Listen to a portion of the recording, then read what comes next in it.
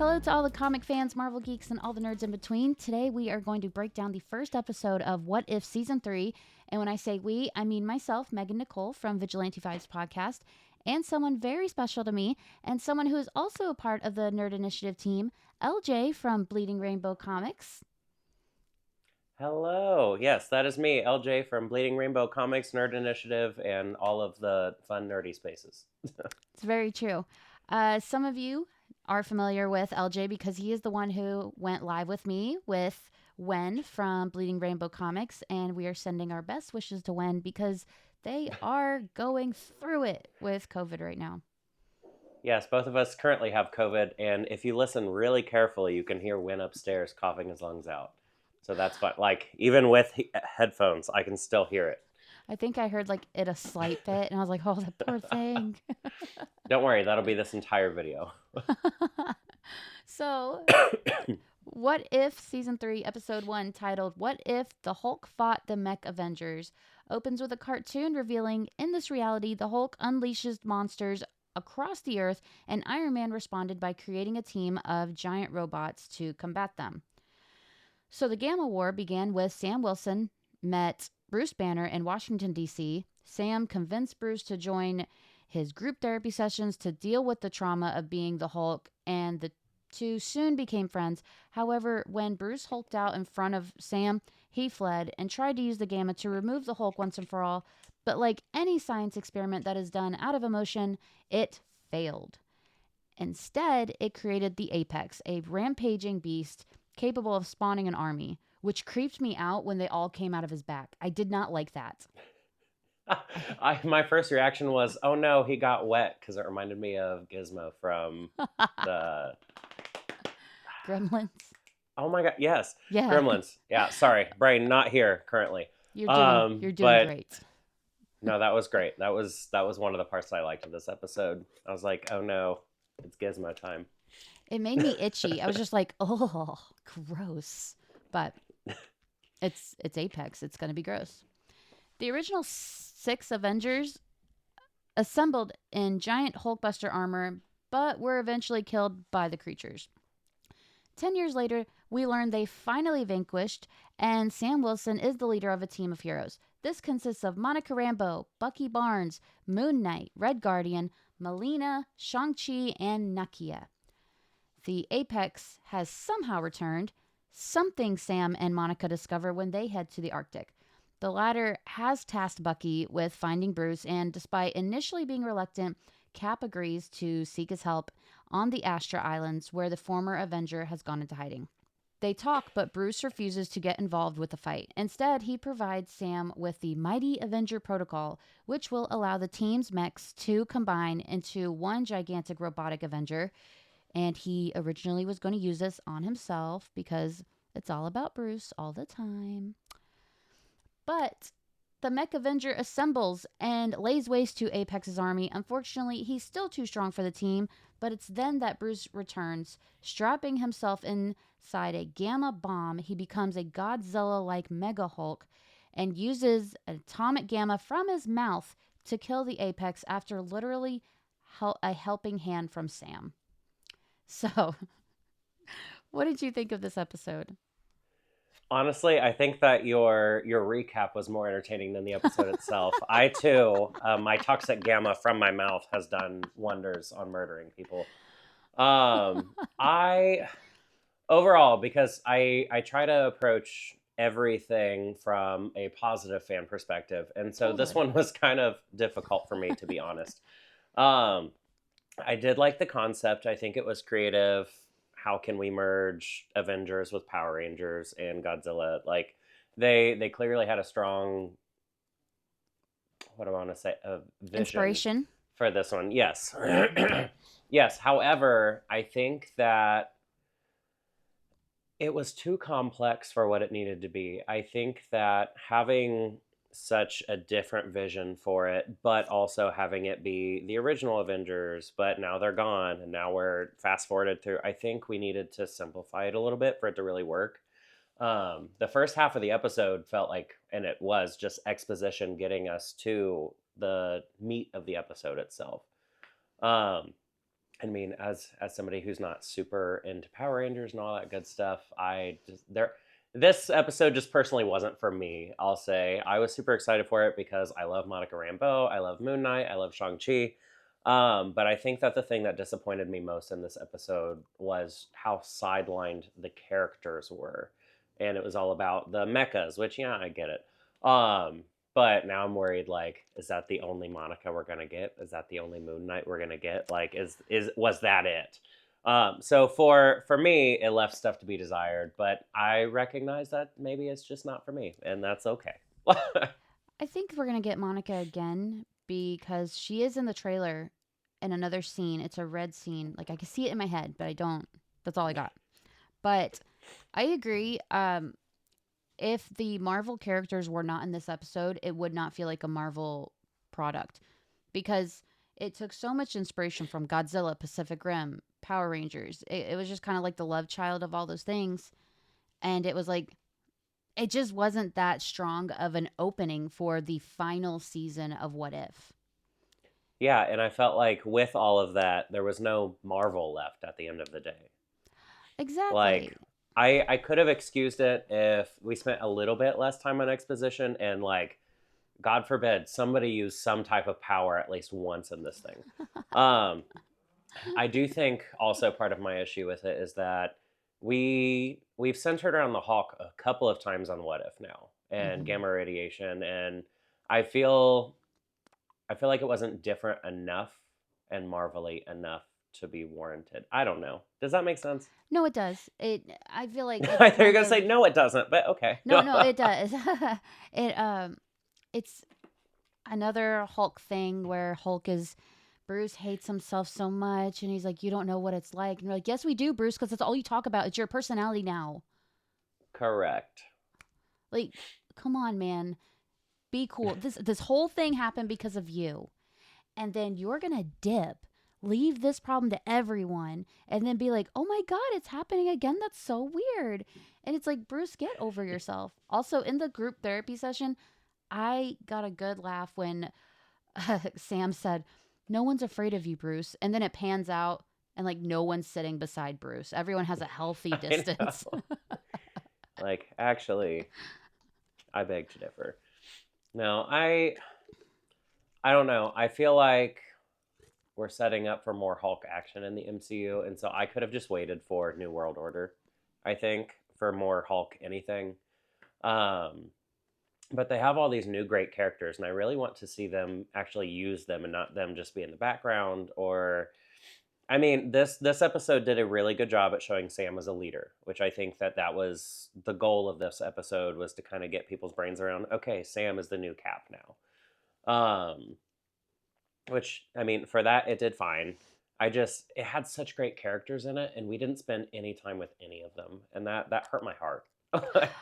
I was going to say the exact same thing. I think it was made, well, first of all, to be very different, to show, like, other things can happen rather than a Thanos or an Ultron. But it's like, but we like those It things, though, happened. Marvel. Like, come on, man. Get it together. But I think it does Yeah, show. I did not need Hulkzilla. I didn't need it. I didn't want it and ask for it. I didn't need it. Someone did, though. Someone out there is into it. Good for you. But I mean, it did. honestly, if we were gonna do a Hulkzilla, why didn't we just do Maestro Hulk at the end of time? Like, I just that would have been that's something I don't think we'll ever get in the MCU, and I feel like that's what we should be using What If for. Yeah. Is to explore stories that maybe we just would never get to in the MCU. I mean, granted, what if this happened? What if that happened? The thing that I like about some episodes of What If and what I don't like about some episodes of What If is it's supposed to stem from a question. And the first like season and a half really took it as what if this happened instead of this? And I don't really see the what if this happened instead of this in this episode. I feel like this is just completely what if we added Power Rangers into our writing. Oh my gosh, you're Like right. I like the Doctor Strange one. What if Doctor Strange lost his heart? And so it was that one instance, that one event that changed the course. And that's kind of like that's what I like about What If. You're absolutely right. It didn't have that, did it? Even the name of of this episode was "What if Hulk fought the Mech Avengers?" When did he fight the Mech Avengers? I will I mean, probably never watch this episode again, so never for me. yeah, Um, it like in the episode, I didn't see him fighting off the Avengers. I don't think so, but it's just I hope this is just one of those episodes that really has nothing to do with anything else. It's just kind of like getting our feet wet because there, what it looks like, there are some banger of episodes like the one tomorrow. What if Agatha goes to Hollywood? And it's like, you know, damn well that's about to be the favorite of the season because it's Agatha. uh-huh. Well, the funny thing is when you look online about anything Marvel, Star Wars, whatever related right now, there's the likes, the hearts, and the laugh reacts. And what's really surprising is not just on like the Nerd Haven, where there's just generally not a bunch of people that laugh react at not funny things, um, but on like the general Marvel stuff, I'm seeing like more likes and hearts and stuff for Agatha. And I'm like, yes, she's beating it. I Of know. course, there'll always be bleep heads out there, but I feel like the general consensus. I can't say my N's or my M's right now very good. It's okay. Um, we're trying, but I feel like it's something more to look forward to, and I think that this episode really wasn't a broad stroke for Marvel fans, but given Agatha's popularity this year, I think that maybe tomorrow's episode will be. But also, it's like Hollywood, Broadway looking things, and that's not everybody's thing either. So that's I will stand on my little what if soapbox of not every episode is supposed to be for you, and you might have a couple episodes that are really for you. Um, this one just wasn't for me. Tomorrow, 100% is for me. Yes, I agree. I agree. This wasn't an episode for me either. It just didn't feel like a Marvel What If episode. It, like you said, we didn't really get the characters. How are you going to give me Moon Knight but not give me Moon Knight? Rude. And that's my biggest problem with it is everything that we love about the characters that were in the episode was not there. So Monica Rambeau in her relationships or just her powers, because they're really cool and we've barely gotten to see them. Sam did not use his wings once. Moon Knight, his dissociative identity disorder wasn't represented whatsoever. So that's what I'm saying. It's really a Power Rangers Godzilla episode, but using a skin of Marvel. And I don't, for me personally, it does not work. And if it works for other people, cool. I am more than happy for you. Like, I'm not convinced in this reality any of these characters actually have powers. Because they weren't Yeah, they referenced didn't. to. Nothing.